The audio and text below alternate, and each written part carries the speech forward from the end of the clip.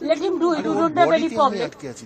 But Vande Mataram के लिए एक बात आपको कहना है, बंगाल से ये सॉन्ग नेशनल सॉन्ग है एंड जनगण मन अधि इज द नेशनल एंथम है, लेकिन वंदे मातरम का पूरा गाना कभी नहीं लिया था।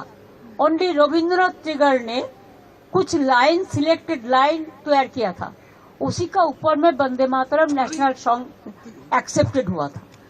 ये भी जानकारी के लिए मैं बताया, बिकॉज आपने पूछा।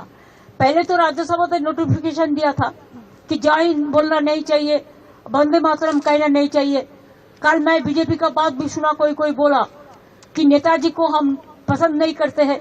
अरे तुम नेताजी को पसंद नहीं करते हैं, गांधी जी को नहीं करते हैं, राजा राम मोहन राय के नहीं करते हैं, तो किसको पसंद करते हैं? ये कैसे आया ये सब लोग जो देश को बारे में जिसको पता नहीं है, देशेर सम्बन्धे যারা জানে না, তারা নেতাজিকে অপমান করে, বঙ্কিমচন্দ্রকে অপমান করে, রবীন্দ্রনাথ ঠাকুরকে অপমান করে, বিদ্যাসাগরকে অপমান করে, রাজা রামমোহন রায়কে অপমান করে। এরা জানে বাংলার অবদান হয়েছে। এবার আমি যাই।